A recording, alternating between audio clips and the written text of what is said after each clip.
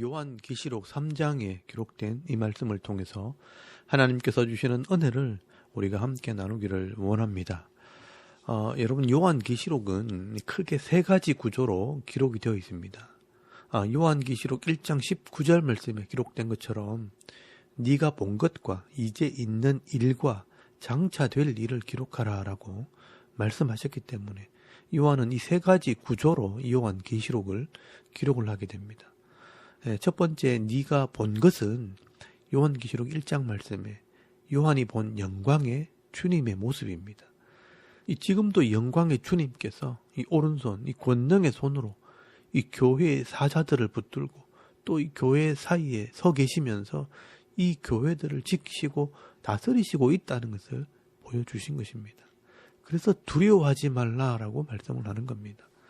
그리고 두 번째, 이제 있는 일은 이 당시 소아시아 지역에 있는 7 교회의 모습을 보여주시면서 칭찬도 하고 책망도 하십니다. 이런 모습들을 보면서 잘한 것들은 본받고 또 잘못된 것들을 버림으로 하나님께서 정말 기뻐하시는 건강한 교회를 만들어 나갈 것을 말씀하는 것입니다. 그런데 이 7 교회의 말씀을 주실 때마다 그 말씀 끝에 보시면 항상 귀 있는 자는 성령이 교회들에게 하시는 말씀을 들을지어다 라고 명령을 하십니다.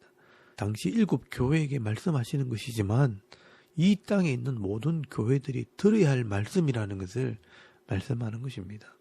그러므로 오늘 우리 교회들이 이 성령이 교회들에게 하시는 말씀을 귀담아 듣고 좋은 점은 본받고 이 잘못된 것은 고쳐나가면서 오늘 이 시대 똑같은 실수를 하지 않는 정말 지혜롭고 믿음 있는 그런 교회와 이 성도들이 다 되실 수 있길 바랍니다. 먼저 요한계시록 3장 1절 말씀에 보시면 이 4대 교회에 주시는 말씀입니다. 이 4대 교회는 책망만 받은 교회입니다. 또 이 말씀을 주시는 이 주님의 모습은 7 영과 7 별을 가지신 주님이 말씀을 하십니다. 이 7 영은 성령을 말하는 것이고 이 7 별은 앞에서 해석을 했던 것처럼 그 당시 교회의 지도자들을 말하는 겁니다. 이 성령으로 주의 일꾼들을 붙드시고 계신 이 주님께서 책망을 하신다는 것입니다. 여러분 1절 말씀 끝에 보시면 먼저 책망의 말씀이 기록이 되어 있습니다. 내가 네 행위를 아노니 네가 살았다 하는 이름은 가졌으나 죽은 자로다 라고 말씀을 합니다. 여러분 이 4대라는 지역은요, 헬라크레스 가문이 세운 리디아 왕국이 있었던 곳으로 역사와 이 문화를 자랑하는 그런 곳이었습니다. 그러나 이 페르시아의 고레스가 그 땅을 점령하게 되고 또 그 후에 이 헬라의 알렉산더가 지배를 하다가 이제는 로마가 그 땅을 다스리게 되었습니다. 그런데 이 BC 17년에 이 대지진이 일어나면서 이 도시가 완전히 파괴되었지만 이 로마의 디베르 황제가 옛 영광을 회복할 수 있도록 엄청난 지원금을 보내게 됩니다. 그런데 이 4대라는 도시는 이 도시는 재건을 했지만 이 사치와 음란이 가득하게 되고 시벨레와 아르테미스라는 이 음란의 신을 섬기는 그런 타락한 도시가 되어버렸습니다. 그래서 이 4대라는 도시는요, 마치 우리나라에 있는 경주처럼 역사와 문화를 자랑하고 화려하게 번성하는 것처럼 보이지만 실상 영적인 모습은 죽은 자와 같은 곳이라는 책망을 듣게 됩니다. 그래서 여러분 2절에서 3절까지 말씀해 보시면 회개를 촉구하고 있습니다. 너는 일깨어 그 남은 바 죽게 된 것을 굳건하게 하라. 내 하나님 앞에 네 행위의 온전한 것을 찾지 못하였노니 너는 그러므로 네가 어떻게 받았으며 어떻게 들었는지 생각하고 지켜 회개하라. 만일 일깨지 아니하면 내가 도둑같이 이르리니 어느 때에 네게 이르는지 네가 알지 못하리라 라고 말씀을 합니다. 이 4대 교회는요, 영적으로 참 초라한 교회라는 것입니다. 하나님 앞에 행위가 온전한 사람을 찾지 못할 정도로 타락한 교회였습니다. 마치 웅장한 건물 안에 몇몇 교인이 남아서 예배드리는 유럽 교회와 같은 그런 교회였다는 겁니다. 겉은 살아있는 것처럼 보이지만 속은 죽어있는 교회입니다. 그래서 지금 있는 그 자리에서 깨어나서 얼마 남지 않은 죽어가는 이 자들을 좀 굳건하게 하라라고 말씀하는 것입니다. 그래서 4절 말씀에 보시면 이 4대에 그 옷을 더럽히지 아니한 자 몇 명이 있다라고 말씀을 합니다. 이 몇 명의 성도라도 일깨워서 굳건하게 하라라고 말씀을 합니다. 그러면 하나님께서 흰 옷을 입고 나와 함께 다니게 하리라, 이 천국의 백성으로 삼으시겠다라고 말씀하는 것입니다. 그리고 이 명령을 따라 순종하고 이기는 자들은 흰 옷을 입을 것이요, 그 이름이 생명책에서 지우지 아니하겠다라고 말씀을 합니다. 여러분, 이 모습을 보면서 우리 한국교회에 있는 큰 교회들도요, 우리의 모습을 한번 돌아봐야 합니다. 앞으로 우리도 정신을 차리지 않으면 유럽의 교회처럼 변해갈 것입니다. 오랜 역사가 있고 건물은 크고 웅장한데 그 속에 이 성도들은 몇 명 되지 않는 그런 초라한 교회가 될 수 있다는 것입니다. 그러나 그 몇 명의 성도라도 회개하고 돌이켜 이 하나님 말씀대로 이 거룩한 삶을 살아간다면 이 천국의 복을 주시겠다라고 약속을 하고 있습니다. 오늘 우리 교회는 역사가 깊고 오래된 교회라고, 큰 교회라고 자랑만 할 것이 아니라 이 삶을 더럽히지 않는 이 거룩한 성도, 영혼이 살아있는 성도가 가득한 교회라고 자랑할 수 있는 그런 교회가 다 되실 수 있길 바랍니다. 그리고 7절 말씀해 보시면 이 빌라델비아 교회에 대해서 말씀을 하고 있습니다. 이 빌라델비아 교회는요, 칭찬만 받은 교회입니다. 이 빌라델비아 교회에게 이 말씀을 주시는 이 주님의 모습은 7절 말씀에 보시면 다윗의 열쇠를 가지고 문을 열어주시는 주님이 말씀을 하십니다. 이 빌라델비아라는 이 지역은 이 소아시아 7교회 중에서 역사가 제일 짧은 신생 도시였습니다. 그리고 이 지리적으로도 매우 중요한 위치에 있는 그런 지역이었습니다. 무시아, 루디아, 부르기아, 이 세 지역이 접해 있는 그런 교통의 요충지였습니다. 그래서 이곳은요, 아주 개방적이고 언제나 문이 열려있는 그런 곳이었습니다. 앞에서 말씀드린 이 4대 교회와는 반대되는 그런 교회의 모습입니다. 지금도 그렇지만 이 도시의 역사가 오래되었고 오랜 역사와 문화를 자랑하는 그런 도시는 늘 폐쇄적이고요, 닫혀있는 그런 분위기라면 이 신생 도시는요, 도시가 활기가 넘치고 아주 개방적이고 진취적인 것을 보게 됩니다.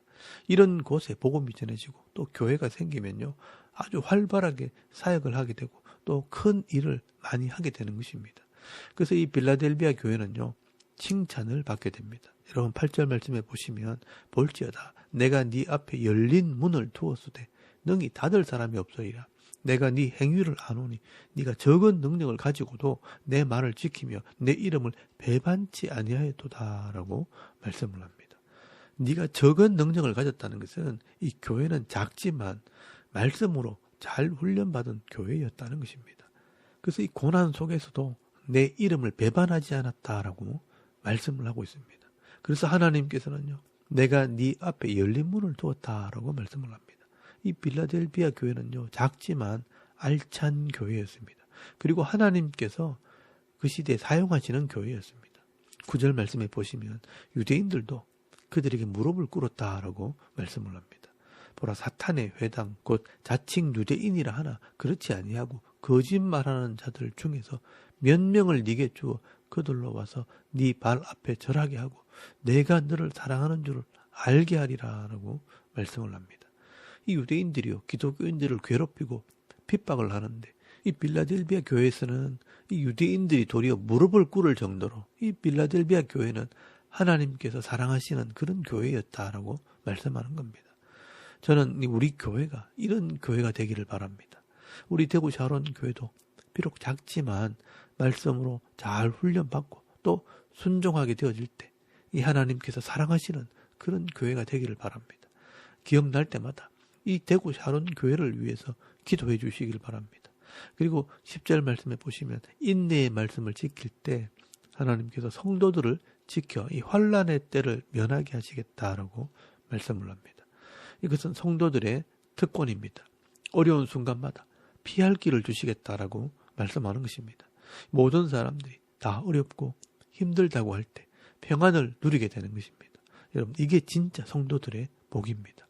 그리고 11절 말씀에 보시면 우리가 해야 할 일이 있습니다. 내가 속히 이 말이니 네가 가진 것을 굳게 잡아 아무나 네 멸류관을 빼앗지 못하게 하라라고 말씀을 합니다. 네가 가진 것을 굳건하게 잡아라. 예수 그리스도에 대한 이 믿음을 이야기하는 것입니다. 이 예수 그리스도에 대한 믿음을 굳건하게 붙들고 네게 주신 이 사명을 감당하라라고 말씀하는 것입니다.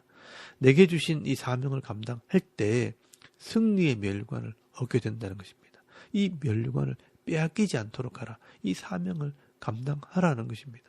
그리고 12절 말씀에 보시면 이 사명을 감당하는 자들, 이기는 자는 하나님의 성전의 기둥이 되게 하시고 하늘에서 내려오는 새 예루살렘의 이름과 주의 이름을 그 기둥 위에 기록하겠다라고 말씀을 합니다. 이 땅에 있는 교회지만 하늘의 복, 이 영광을 누리게 하겠다라고 말씀하시는 것입니다. 앞에 말씀을 드렸던 이 4대 교회는 큰 교회지만 몇 명이 겨우 구원을 받는 그런 교회였다면 이 빌라델비아 교회는요, 작은 교회지만 이 성전의 기둥같이 쓰임받는 그런 능력 있는 교회였다라고 말씀을 합니다. 우리가 이 땅에서 작다고 여러분 기죽지 마시고요. 이 하나님 말씀대로 순종하며 주의 이름을 전거하는 삶을 살아갈 때 세상을 이기고 이 땅에서 하늘의 복을 받아 누리는 그런 능력 있는 교회, 믿음 있는 성도들이 다 되실 수 있길 바랍니다. 그리고 14절 말씀에 이 라오디게아 교회에게 말씀을 주십니다. 이 라오디게아 교회도 책망만 받은 교회입니다. 이 라오디게아 교회에게 말씀을 주시는 이 주님의 모습은 아멘이고 충성되고 참된 증인이요 창조의 근본이 되시는 주님이 말씀하신다라고 말씀을 합니다. 이 라오디게아라는 지역은 아주 부유한 도시로 알려져 있습니다. 그곳에는요 금융업과 모직업과 안약이 유명한 곳이었습니다. 이런 사업을 통해 이 라오디게아는 부를 축적하고 다른 어떤 도시보다 부유하게 살 수 있었습니다. 그래서 이 라오디게아는요 유명한 이야기가 있습니다. AD 60년에 큰 지진을 통해 이 도시 전체가 파괴된 적이 있습니다. 그때 이 로마 정부에서 지원금을 보내려고 할 때 이 라오디게아에서요 거절을 했다고 합니다. 우리는 스스로 도시를 재건할 능력이 있으니 지원금 같은 것은 필요 없다고 하면서 이 스스로 도시를 재건할 만큼 경제력이 있던 그런 도시였습니다. 이렇게 라오디게아는 많은 물질을 가졌지만 영적으로는 타락한 도시가 되어버렸습니다.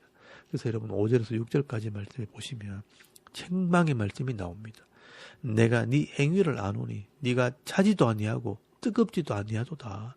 네가 차든지 뜨겁든지 하기를 원하노라 라고 말씀을 합니다. 여러분 이것은요 그 당시 지리적인 특성을 가지고 이 교회를 책망한 것입니다.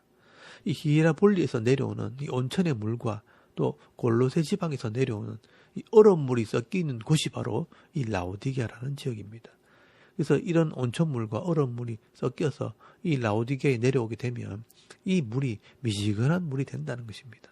그처럼 그들의 신앙도 세상과 섞여서 버림받는 신앙처럼 되었다라고 말씀하는 것입니다. 여러분 17절 말씀에 보시면 그 영적인 모습을 지적을 합니다. 네가 말하기를 나는 부자라 부유하여 부족한 것이 없다 하나 네 곤고한 것과 가련한 것과 가난한 것과 눈먼 것과 벌거벗은 것을 알지 못하도다라고 말씀을 합니다. 겉으로는 금을 가졌고 화려한 옷을 입고 있었고 훌륭한 안약을 가지고 있었지만 영적으로는 가난하고 벌거벗었고 눈먼 자와 같다라고 말씀하시는 것입니다. 그래서 영적인 모습을 좀 회복해라라고 말씀을 합니다. 여러분 18절 말씀에 보시면 내가 너를 권하노니 내게서 불로 연다는 금을 사서 부유하게 하고 흰옷을 입어 벌거벗은 수치를 보이지 않게 하고 안약을 사서 눈에 발라 보게 하라라고 말씀을 합니다. 불로 연단한 금이라는 것은 이 변하지 않는 믿음을 말하는 것입니다. 이렇게 불로 연단되어진 금을 사서 영적인 부자, 이 믿음의 부자가 되라고 말씀을 합니다. 또 흰옷을 입어 이 벌거벗은 수치를 가려라. 이 흰옷은 성도의 삶을 이야기하는 것입니다. 그래서 이 하나님 말씀을 배워서 좀 정결한 삶, 거룩한 삶을 살아라. 이렇게 말씀을 합니다. 또 이 안약을 사서 눈에 발라 보게 하라. 이 하나님 말씀을 좀 보고 깨달으라. 이 말씀을 깨달아 믿음으로 순종하라는 것입니다. 이 말씀을 깨달아야 거룩한 삶을 살 수 있고 말씀대로 살아야 믿음으로 승리할 수 있는 것입니다. 그런데 이런 능력이 어디서 옵니까? 이 성령을 통해 깨닫게 될 때 나오는 것입니다. 회개할 때 성령께서 내 마음에 깨닫는 마음을 주시는 것입니다. 그래서 그림 언어를 사용해서 설명을 합니다. 이 하나님 말씀을 잘 못 알아들으면 하나님께서 이미지, 이 그림을 보여주시면서 이 메시지를 전하게 됩니다. 여러분 20절 말씀에 보시면 볼지어다 내가 문 밖에 서서 두드리노니 누구든지 내 음성을 듣고 문을 열면 내가 그에게로 들어가 그와 더불어 먹고 그는 나와 더불어 먹으리라 라고 말씀을 합니다. 마음의 문을 두드리는 이 주님의 모습을 그림으로 설명을 하는 것입니다.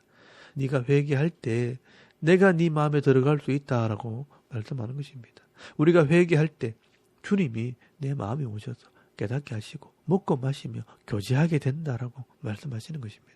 여러분 이 말씀을 순종하면 이기는 자가 될 것이고 또 21절 말씀에 하늘의 보좌에 앉게 해주겠다. 이 하나님의 영광을 누리게 하겠다라고 약속을 하십니다. 오늘도 이 라오디게아 교회처럼 세상에서 가진 것 때문에 마음을 빼앗겨서 이것도 아니고 저것도 아닌 미지근한 신앙생활을 하는 것이 아닌지 스스로를 돌아보시고 늘 이 성령의 충만함으로 주님과 교제하며 말씀으로 깨어 기도할 때 부끄럽지 않는 신앙생활을 하는 저와 여러분의 이런 이 신앙의 모습이 되실 수 있길 바랍니다. 여러분 오늘 이 요한계시록 3장 말씀에는요. 이 4대 교회, 빌라델비아 교회, 라오디게아 교회 이 모습을 보여주시면서 칭찬도 하고 책망도 하게 되는 것을 보게 됩니다. 오늘도 이 땅에 수많은 교회들이 있지만 하나님께서 이 교회들을 살피시면서 때로는 영적으로 책망도 하시고 칭찬도 하시면서 은혜와 복을 베풀어 주신다는 것을 여러분 기억하시고요.